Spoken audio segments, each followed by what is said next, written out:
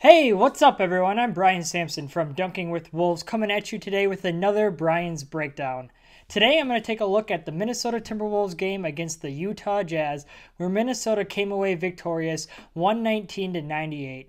And anytime Minnesota holds an opponent under 100 points for the game, I feel like we should focus on their defense, which they've just been that questionable this season. So today I'm going to focus on their active hands. And even though that may seem like a small thing, it's important as it goes a long way. It's one of the fundamentals of basketball. So I'm going to highlight exactly what active hands means and why it's a good thing.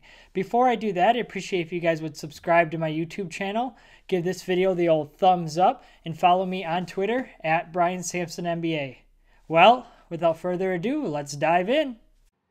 Active hands is a hallmark of any defense and something that can make a good defense turn into a great defense.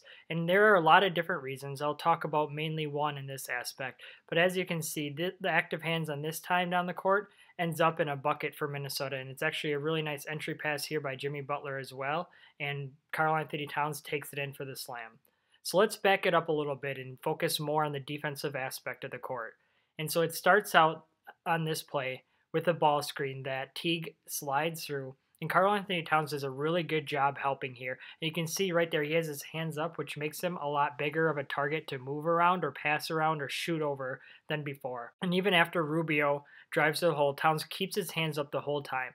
And Butler, even though his hands aren't out wide, he's got him in a ready position, which allows him to tip the ball and come up with the steal. This is huge, and it's one of those little things on defense that can go a long way. It may seem simple, but especially when guys get tired, like if they're playing 38 to 40 minutes a night, Tom Thibodeau, then their hands fall down by their side far more often.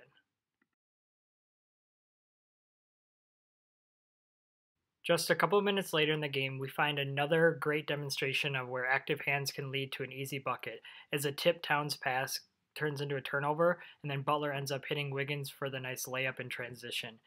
So this is another great example of just the little things. It's not perfect execution by the Timberwolves by any means, but Towns again uses his great frame. You can see right there, he's got his hands. They aren't completely up, but they're in a decently active position. And so when the ball handler tries to throw over the top of him, he can easily get his hands up and deflect the pass, which turns into a pass that goes right into Jimmy Butler's hands. And Butler takes off down the court, and you can see Towns sprinting there right next to him too. And it ends up in 2 points for Andrew Wiggins and the Minnesota Timberwolves.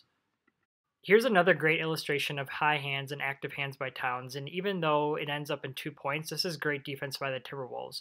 As a good defense, all you can do is make the offense work for every single bucket, and that's what happens here in this possession. May seem like I'm beating a dead horse, but with Towns, I think we need to take any positive, we shine a light on it. And so you can see he has his hands up the whole time.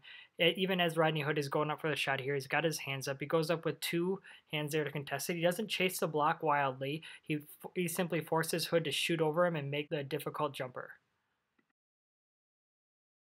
All right, this last play that I want to highlight isn't the greatest demonstration of active hands by the Timberwolves, even though there are a couple of isolated points. I mostly want to highlight it because it ends up in a block, and it shows the real potential of defense, especially for guys like Andrew Wiggins. And so that's what I really want to focus on in this aspect. And please completely ignore Jeff Teague, as he took most of the possessions off on defense as he was guarding Rubio. So first I want to highlight this pick and roll. You can see Towns has his hands up, preventing that pocket pass that Rubio was really nice at. And so the ball gets swung back up as Ingles catches the ball. Jimmy Butler puts his arms out, which is just basic defense. Teague doesn't really do anything here, and the ball swung. Wiggins trying to deny that pass. Even though the ball gets to his man, he does a good job keeping his hands up and ready, and he skies and he accelerates off the bounce for that block shot and then comes down with the rebound. So it's just a really nice demonstration overall of how good Minnesota can be. Well, as you can see, Minnesota displayed nice use of active hands last night, especially in the first half, and especially in the first quarter of that first half when they jumped out to the big lead over Utah.